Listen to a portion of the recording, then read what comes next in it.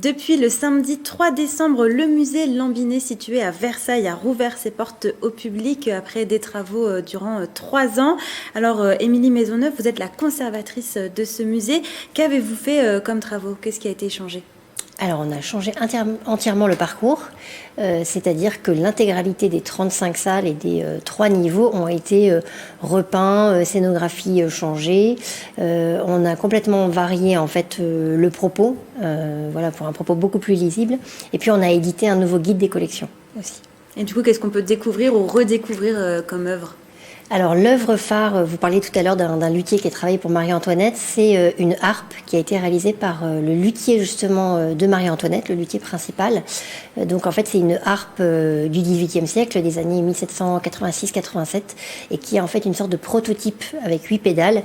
Et la particularité c'est qu'on l'a restaurée pour pouvoir en jouer.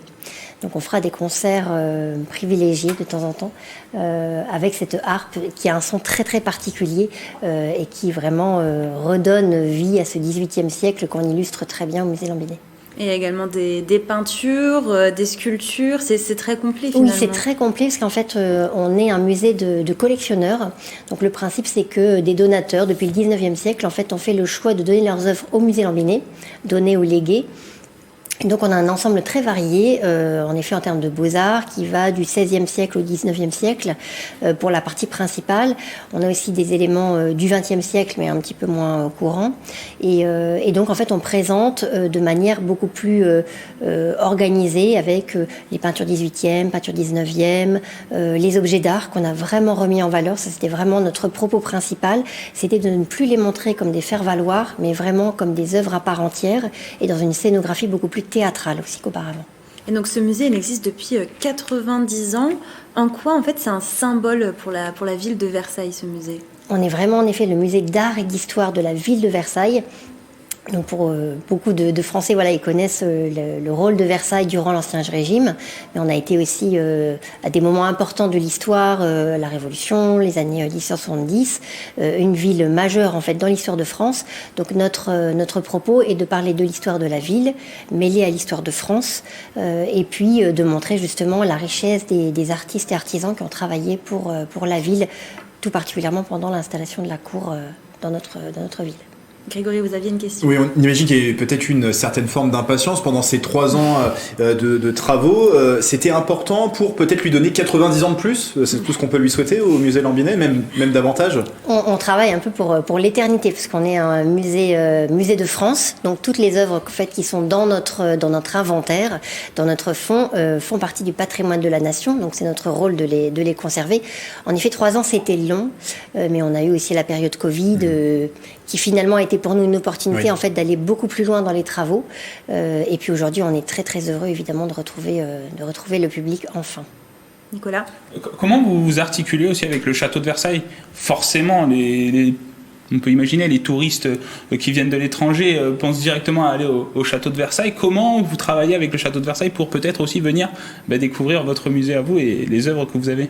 Alors en fait on a des échanges avec eux, on leur prête des œuvres, ils nous prêtent des œuvres, on a des œuvres en dépôt d'ailleurs qui ont accepté de déposer pour le nouveau musée. Et puis l'idée c'est en fait d'être plutôt axé nous sur une visite conviviale, une visite aussi dans un certain confort.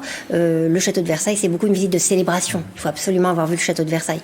Et nous, on va chercher plutôt à attirer un public familial, un public francilien, et puis un public actif, parce qu'on va en fait mener des visites un peu particulières, des visites relaxation, œnologie, voilà, pour essayer un petit peu d'attirer ce public actif qu'on espère avoir en soirée et le week-end. Et donc cette année, vous allez fêter vos 90 ans. Est-ce que vous avez préparé quelque chose? Vous avez prévu quelque chose? Alors on a fait en fait souffler les bougies au musée au mois de juin, alors quand c'était encore fermé. Mais l'idée en effet c'est de pouvoir utiliser cette première année pour lancer toute une nouvelle programmation, des événements, des visites théâtralisées. Et je pense qu'à l'occasion essentiellement de la nuit des musées prochaine, donc ce sera en 2023, ce sera l'idée voilà, de marquer le coup à nouveau pour célébrer un peu en retard cet anniversaire. Donc une programmation qu'on pourra connaître prochainement? Oui, alors on a tout un système de communication avec évidemment les réseaux sociaux, on est très actifs sur les réseaux, et donc vous pouvez suivre toutes les nouvelles propositions qui sont faites pour tous les âges et pour toutes les populations.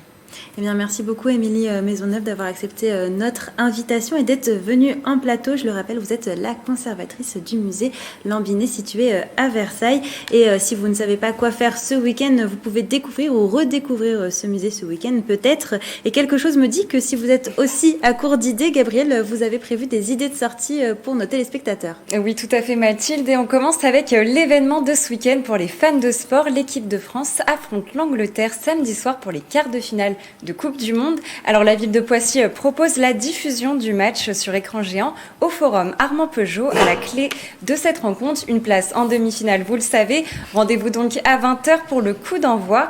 Et plus tôt dans la journée, le Maroc affrontera le Portugal. Alors on sait que vous êtes nombreux dans les Yvelines à soutenir ces deux équipes.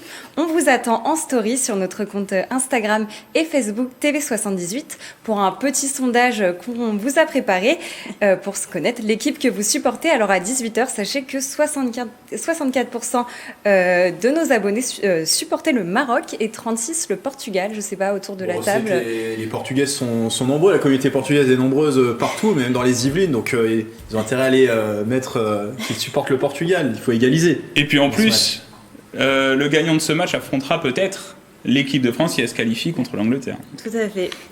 Pour ceux qui sont moins fans de sport, Gabrielle, vous avez choisi d'autres sorties un peu plus culturelles.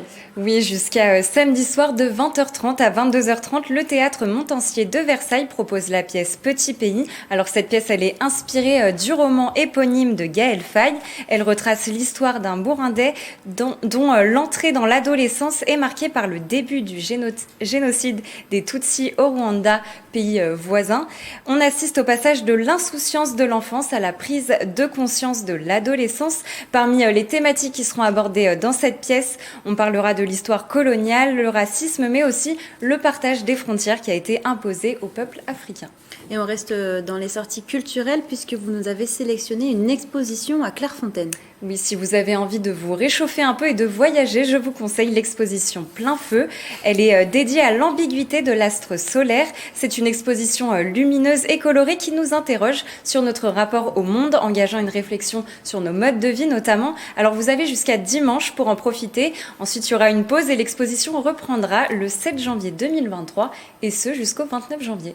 Les vacances de Noël approchent à grands pas et c'est le dernier week-end pour profiter du Noël décalé à la Commanderie. Oui, toute la journée, la Commanderie de Saint-Quentin en Yvelines vous propose un moment festif. Parmi toutes les choses à faire, vous pourrez profiter d'un marché d'associations solidaires et de créateurs locaux. Vous pourrez également profiter d'activités de création ou encore de déguster des spécialités. On sait que vous aimez ça, vous avez tendance à aimer ça autour de la table. Des spécialités afro-caribéennes, je vais y arriver, cuisinées. Non, Grégory. Cuisinées maison. Et alors, que seraient ces fêtes de fin d'année sans patinoire, Gabrielle ? Oui, vous pourrez patiner à Elancourt, Maison Lafitte ou Maurepas. Carrière-sous-Poissy ne fait pas exception. Le village de Noël, faites barrière Nicolas, est accompagné d'une piste de glisse. Vous pourrez en profiter jusqu'au 30 décembre. Il n'y a pas que sur la patinoire que ça glisse, j'ai l'impression ce soir. Merci beaucoup, Gabrielle. Et comme d'habitude, le jeudi, est-ce qu'on peut faire un petit tour de table ? Est-ce que vous avez une sortie que vous avez prise ? France-Angleterre, je pense. Oui, forcément, il y a le football. On est tous les deux grands fans de sport. Fan de sport. Fan de sport avant tout. Et oui, forcément, les quarts de finale de cette Coupe du Monde nous attirent. Mais j'ai toujours pas fait mes cadeaux de Noël, donc pourquoi pas aller faire un petit tour à la Commanderie. Rendez-vous pour ces cadeaux. Faire des dégustations. Et des dégustations aussi. Ouais. Et si vous souhaitez continuer dans cette ambiance de Noël, il y a toujours les marchés de Noël dans les Yvelines qui sont en cours. On commence à plaisir. Les festivités auront lieu au parc du château et ce, dès vendredi soir. Et Elancourt organise également son événement pendant 3 jours sur le parvis de l'Hôtel de Ville. À Guyancourt, ce sera un marché solidaire pour la ville jumelée de Comé au Bénin. Rendez-vous à la Maison de l'Environnement pour le marché de Noël de Magny-les-Hameaux et à la place des Justes pour celui de Saint-Cyr-les-Corps. l'école. À Morpas, c'est au gymnase de la Malmedonne que vous pourrez profiter de plusieurs animations dès vendredi soir. À Voisins-le-Bretonneux, le marché de Noël se tiendra au centre sportif Les Pyramides. Et pour la semaine prochaine, ce sont les communes d'Éclé-sous-Bois et de Trappes qui installeront leur marché de Noël. Pour l'Éclé-sous-Bois, rendez-vous à l'espace Philippe Noiret. Pour Trappes, le marché se tiendra toute la semaine du 16 au 23 décembre sur la place de la Meurise. Et d'ici là, les fêtes de fin d'année, il est possible pour les petits, les Yvelinois, mais aussi pour les Yvelinois tout court, de déposer leur lettre au Père Noël. Nicolas, est-ce que vous avez déposé votre lettre ? Ah, ça y est, poste la mairie d'Épône à ma lettre, donc j'espère que la mairie d'Épône l'enverra comme il se doit au Papa Noël. Pour les autres communes, plusieurs boîtes aux lettres sont à disposition. N'hésitez pas à vous renseigner sur le site internet de la mairie. À Plaisir, la boîte aux lettres est située dans le parc de l'Hôtel de Ville, à Morpas sur la place Charles de Gaulle. Pour Magny-les-Hameaux, elle est dans le hall de l'Hôtel de Ville. À Guyancourt, la boîte est installée sur le parvis de l'Hôtel de Ville. Attention, postez bien votre lettre avant le 15 décembre. Pour Poissy, c'est sur la place de la République. À Rambouillet, le lien avec le pôle Nord restera établi jusqu'au 24 décembre. La boîte aux lettres permettra aux Rambolitains de déposer également des cartes ou des dessins qui seront ensuite distribués aux personnes âgées. Attention à bien indiquer sur vos lettres Père Noël pôle Nord ainsi que votre adresse pour avoir une réponse. Et comme d'habitude, le jeudi, Nicolas Dandré, vous nous avez préparé un petit quiz. C'est sur quel thème cette Alors, cette semaine, on va parler des espaces commerciaux puisque vous savez... le Papa Noël est en train de parcourir ces espaces commerciaux des Yvelines et il parcourt l'ensemble des centres commerciaux. Et donc, on va redécouvrir un peu les centres commerciaux. On va faire un voyage dans le temps maintenant. Depuis la semaine dernière, on utilise les archives. Donc, je suis allé chercher dans les archives. Première question, nous sommes le 6 décembre 2008 et regardez cet extrait d'un reportage réalisé à l'époque sur la pose d'une première pierre. Regardez. Une première pierre pour... Si le chantier est déjà bien avancé, ce pôle commercial marquera une nouvelle ère pour la ville, connue surtout pour ses magasins implantés anarchiquement le long de la RN10. Excusez-moi pour le bip, parce qu'il y avait la réponse forcément. Alors à votre avis, la première pierre concerne quel espace commercial actuel ? J'ai reconnu moi sur les images l'ancien maire de Coignères, Henri Pailleux, donc je dirais que c'est à Coignères et pourquoi pas le centre commercial des Portes de Chevreuse. Réponse, bravo Grégory, la réponse va s'afficher à l'écran. Effectivement, les Portes de Chevreuse à Coignères, voilà, avec l'espace commercial des Portes de Chevreuse situé à côté du Forum JB, à côté de Morpas finalement, et donc on sait qu'il y a toute une réflexion aujourd'hui sur l'avenir de ce pôle commercial qui doit être réaménagé. Alors, deuxième question, on va aller loin, on retourne au siècle dernier, retour en 1999. Je vous propose de regarder ce reportage réalisé à l'époque sur le centre commercial de Saint-Quentin en Yvelines, regardez. Bonjour, comment vous le trouvez ce centre commercial ? Ah, il est super. Ah ouais, franchement, bien. Ouais. On fait les courses au chaud, il y a tout ce qu'il faut, c'est bien. Pour moi personnellement, je trouve toujours tout ce que j'ai besoin, donc ça va quoi. Quel que soit votre âge, vous êtes plutôt satisfait de votre centre commercial régional. Et pourtant, depuis un mois, des travaux sur la place Colbert annoncent de profondes modifications et l'arrivée de nouvelles enseignes. Le développement aujourd'hui des centres commerciaux passe par effectivement une offre commerciale minimum, des enseignes attractives, mais nous essayons de faire en sorte que les centres commerciaux deviennent également des centres de loisirs, des centres de vie. Car le centre souffre d'un péché originel, il est sous-dimensionné pour répondre à sa vocation régionale.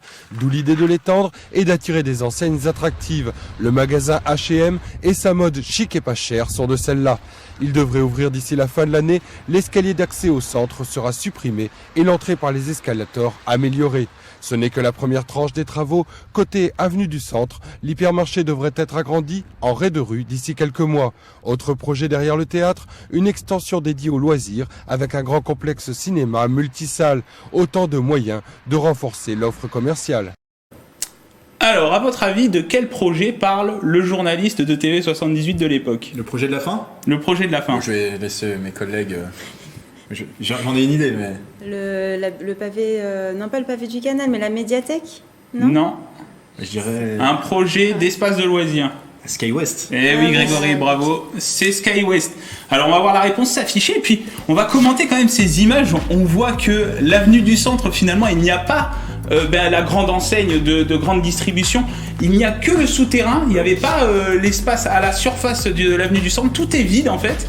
Et finalement, derrière, à côté du théâtre, finalement, il n'y avait pas encore SkyWest. C'est pour ça qu'on voyait cet espace vide, parce qu'à l'époque, il n'y avait pas encore ce qu'on connaît aujourd'hui, SkyWest. Troisième question, on poursuit donc le quiz en 2012 avec ces nouvelles images, regardez, réalisées à l'époque avec un espace commercial assez végétalisé.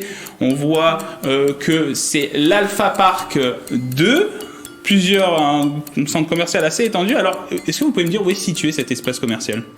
Je crois que je l'ai là. Les Clés-sous-Bois. Bravo Gabriel, bravo, on va voir la réponse s'afficher, effectivement. C'est aux Clés-sous-Bois. Alors, c'est vrai que c'était une question assez simple, mais on aurait pu se tromper parce que c'est à la limite avec plaisir. Donc on aurait pu aussi avoir ce doute, savoir si c'est plaisir ou les Clés-sous-Bois.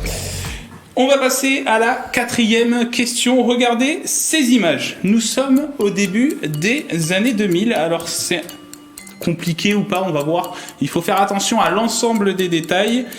À votre avis, dans quel centre commercial se déroulent ces travaux qui concernent un cinéma ? Alors, regardez bien les images. Ça ressemble à l'espace Saint-Quentin. Grégory, encore une fois. Bon, je sens que Grégory va J'ai reconnu l'allée piétonne. Effectivement, bon, on va voir la réponse s'afficher. C'est à l'espace Saint-Quentin. Et regardez bien les images avant-après, c'est assez impressionnant.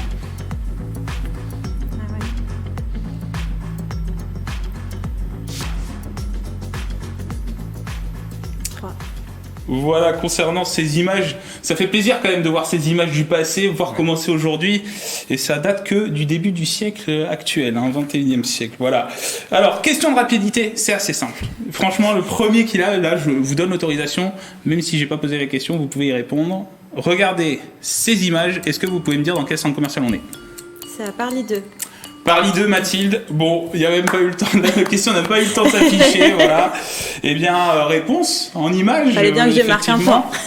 Westfield, Paris 2, centre commercial situé au Chênay Rocancourt, avec son copain et son grand frère Vélizy 2, situé à Vélizy 2. Allez, dernière question, un peu plus compliquée celle-là. Regardez ces images. Alors, on a d'abord le centre commercial Mon Beau Buchelet, et ensuite on va voir les images du centre commercial Mon Grand Plaisir. Mais est-ce que vous pouvez me dire, alors c'est les deux centres commerciaux qui sont sortis de terre, c'est les deux derniers, est-ce que vous pouvez me dire quelle est l'entreprise qui a l'initiative de ces deux projets ? Emerson ? Non, ce n'est pas Emerson. L'entreprise à l'initiative des deux projets Mon Beau Buchelet, Mon Grand Plaisir. La réponse est affichée dans les images, fallait bien regarder les amis. Est-ce qu'on peut remettre les images s'il vous plaît, en régie ?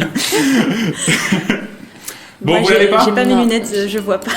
Bon, on va voir la réponse tout de suite. Le point ne sera pas attribué sur cette question. La réponse tout de suite, il s'agit en fait de la compagnie de Phalsbourg. Mais oui.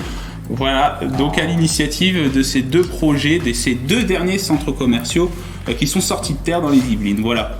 Bien, merci beaucoup Nicolas Dandry. À chaque quiz, on en apprend un peu plus sur l'histoire des Yvelines. Merci à vous. Merci, Nicolas. Donc Grégory, grand vainqueur quand même. Grégory, vainqueur de ce quiz cette semaine.